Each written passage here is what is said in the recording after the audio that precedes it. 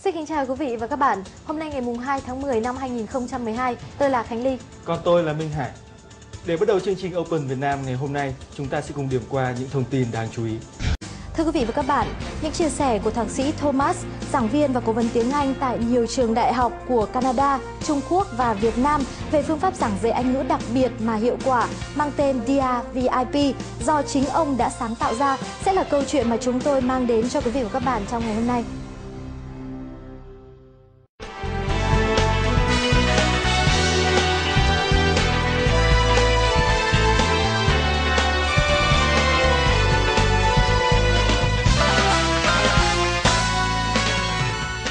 My name is Thomas Giulioni. I'm from Canada, from Toronto, Canada, and I've been in the education industry for about 11 years. Basically, I've taught everything from IELTS, TOEFL, I was an IELTS examiner in China, and aviation English at Nobai Airport. Basically, I've taught in universities in Toronto, at York University, and Fudan University in China. Basically, I've developed in the last 5 years my own methodology.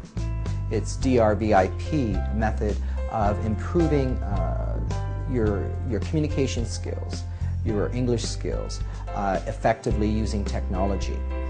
Basically, it's my own method, and I have online ebooks and videos to explain that methodology.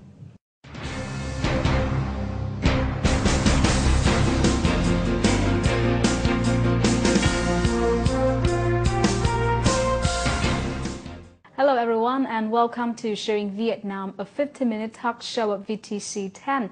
The guest of our talk show today will bring to you the wonderful story concerning learning English. Let's say hello to Mr. Thomas Giulioni. Thank you so much for joining us. Thank you for having me. Mr. Thomas, what brought you to Vietnam? Well, that's an interesting question. I was in China at the time, 3 years ago. Around this time, I was thinking of coming to Vietnam for holidays, and I just came here for holidays, and I ended up staying here, and didn't go back to China. So I'm still here 3 years later. So, why did you decide to visit Vietnam as a tourism destination? Well, I had 3 choices. I could go to Vietnam, I could go to Thailand, or I could go to Philippines. And I heard good things about Vietnam, and I love the beaches, and I came here, and I didn't come back. So you visited the beaches of Vietnam at that time? That's right, yes. Where exactly? I've been to Phu Quoc, I've been to Nha Trang, I've been to Munay. I love the sea. You spent quite a long time for that trip. Yes, I enjoy the sea, yes. Now in Vietnam, the problem is a lot of young people love to learn English for their studying abroad, but they still find English a really difficult subject to follow. So what do you think about this? Well, yeah, it is difficult if you have the wrong method. And the reason why it's difficult for them, they've been brought up with the wrong methodology. You know, sorry to say, but a lot of the methods that are being used right now in the education system are the same methods from 50 years ago. You know, for example, the teacher would say clothes, the students would say clothes, the teacher would say clothes, and sometimes the teacher will mispronounce, maybe say clothes or clothes, and the students would mispronounce. So what they're learning is bad English. So there's no testing or for the teachers to see if they're pronouncing it correctly. Maybe they're teaching the students wrong pronunciation. For example, 90% of my Vietnamese students say stomach. They don't say stomach. Why? Because they've been brought up to say stomach. So most Vietnamese say stomach instead of stomach. Or they say clothes instead of clothes. You know, so basically, you know, it's the methodology. And it doesn't take 10 years to learn English. Any language can be learned in about 6 months to a year.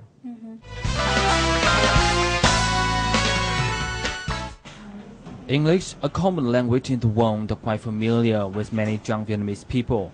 Many people even spend years to learn, but no improvement is seen. And now, it is being questioned, learning English too difficult? However, every person has a different story. Em thấy học tiếng Anh rất là dễ.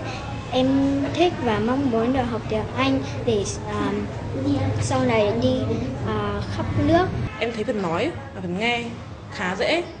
Nhưng mà bởi vì em không kiên trì nên là em cảm thấy phần đọc rất là khó. Và đặc biệt là em không cẩn thận nên là phần ngữ pháp của em cũng khá là một vấn đề. Em thấy học cái gì cũng vậy thôi, dễ khó tùy từng người. Nó dễ với người có đam mê, có mục đích để học và có cái sự chăm chỉ để học tiếng Anh. Có chỗ khó là phát âm không phát âm được như thầy ạ. Còn học từ mới thì dễ hơn.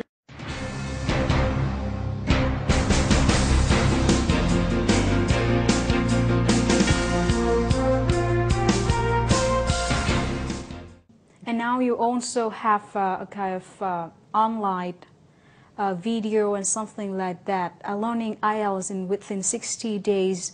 Can you share with us more about this special thing? Yeah, basically how it is, you know, the old method is get a book, study chapter 1, chapter 2, chapter 3. We are now almost 2013. There's technology, there's internet, we have now smartphones, and I teach students that to use this technology, to use video, don't rely on, yes, you can use books, don't rely on a teacher. There's a lot of self-study that you can do if you really want to effectively improve your communication skills.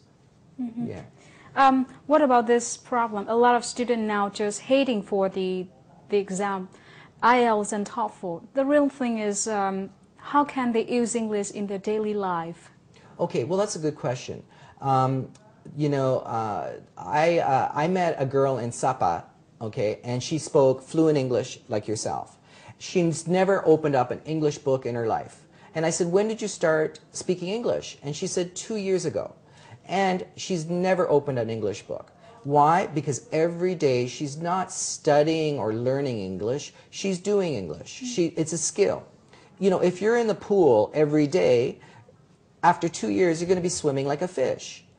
You have to create the environment to improve your English. Yeah. I know that you create for yourself the different way to teach English. So tell me more about that special method. Basically, it focuses on what's called leveraged learning.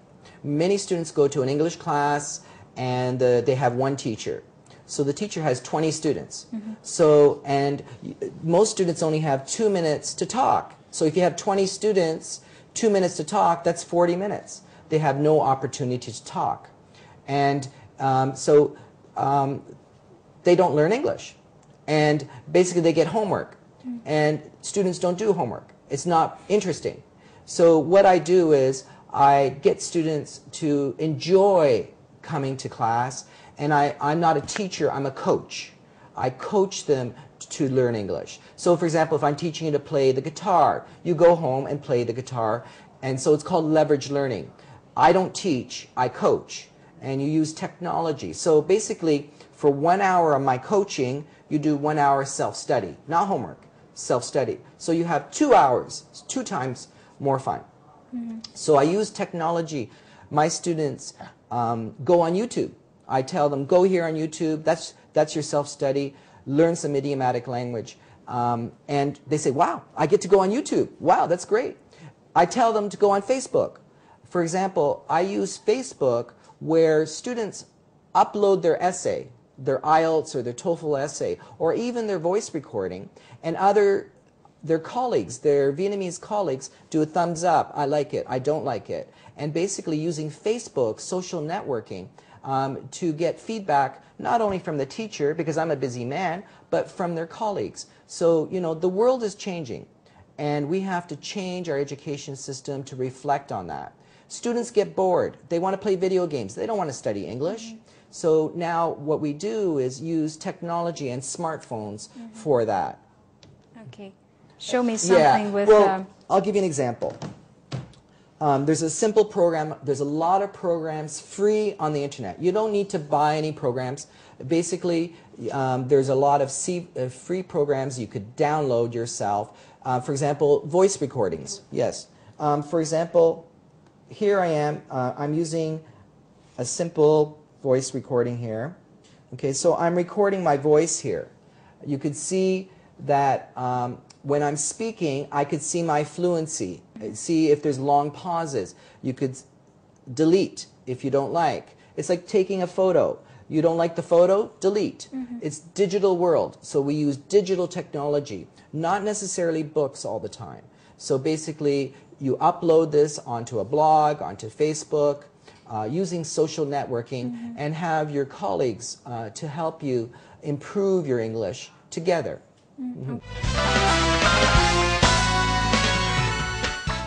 With almost 2 years of experience teaching IELTS in Hanoi, Mr. Thomas can understand the concerns and problems that many Vietnamese students may have. Therefore, he has developed a new teaching method, namely DRVIP, with a view to helping Vietnamese students develop their English skills in the most natural way. Basically, I find my methodology works best in Vietnam because it focuses on pronunciation, and that's the weakest part. I find the best results in Vietnam. You know, my country has 40 million people, and it's a much bigger country and fewer people. And I actually even taught English in Canada, in Toronto. Korean students would come to Toronto and practice TOEFL for the summer. So I started teaching TOEFL before I started teaching IELTS. And Korean students have different mindset with regards to how they study and such. But basically, you know, I feel I'm really contributing to the effectiveness of the improvement in the students' pronunciation. Like I said, because the methodology is really geared for this problem. Và khi mà tiếp xúc với phương pháp Dr. Viết của thầy Thomas thì tôi nhận ra một số cái lợi thế. Thứ nhất là khác với phương pháp dạy truyền thống là thường là học sinh nhắc lại lời của giáo viên, nhưng mà trong lớp của thầy Thomas thì sẽ tạo ra một cái môi trường hai chiều giữa học sinh và giáo viên. Như vậy thì học sinh có cái cơ hội thể hiện mình nhiều hơn ấy. Hơn nữa là các lớp học truyền thống thì thường quan tâm đến số đông, tức là khi mà thầy nói thì cả lớp nhắc lại. Điều đấy thì có vẻ như là một lớp học rất là tốt và mọi người đều nói đúng, nhưng mà khi mà tập trung vào từng cá nhân riêng lẻ thì lại nhận ra rất là nhiều lỗi sai. Thầy Thomas thì không dạy theo phương pháp truyền thống mà thầy tập trung vào những cái gọi là tập trung vào khả năng của từng học viên một ấy. Em cảm thấy là thầy đi sát sao với cả học viên. Tất cả những cái lỗi của bọn em thì thầy sửa rất là kỹ. Lớp thầy thì thầy dạy khá kỹ lưỡng cho học sinh. Trong khi đấy thì trong lớp học bọn em, trung tâm Ocean ở đây, thì mỗi lớp chỉ tầm khoảng từ 8 đến 12 sinh viên học sinh thôi. Thì thầy có thể sát sao với cả các học sinh hơn, vì bọn em có thể tiếp thu được nhiều hơn.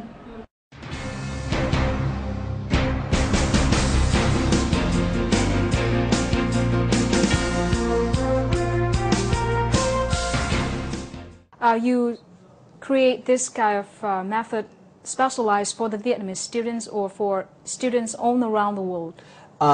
My DRVIP method is a methodology using technology, coaching technology, to improve communication skills, English communication skills. So it could be public speaking presentations, it could be IELTS, it could be TOEFL. I teach at Nobai Airport. I deal with air traffic controllers, the people in the tower, communicating with the pilots. Anywhere where there's communication, this technology could help improve scores dramatically. You know, I see a lot of people say, you know, well, how can I improve my score dramatically? You know, this language school says, you know, we have 6.5 score. This student achieved 6.5 score. Well, what I say is, how do you know they achieved 6.5 score with that method? Maybe they were a 7 score before and they went down because your method deterred them from that. So basically, this method measures day by day your improvement. It's kind of like, you know, dieting.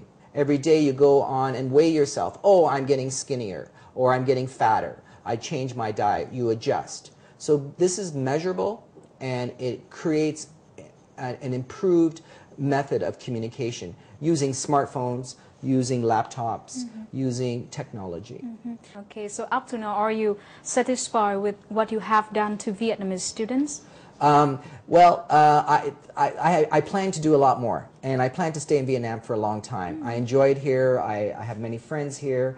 I find it challenging, and especially because your language is very different from English, so it's more of a challenge. So it's a lot more work for me, but I enjoy it. Once again, thank you so much for joining us today, sharing with us your experience in this country, and I hope that you will be back with us and sometime teach the editors and the MC of VTC 10 to improve their skills too. Thanks for inviting me. Thank you so much. Okay. Thank you so much for being with us today. Send us an email at sharingvietnam@gmail.com. See you next time at 8:30 p.m. on NetViet VTC 10. Cảm ơn ông Thomas và biên tập viên Minh Ngân về những chia sẻ vừa rồi.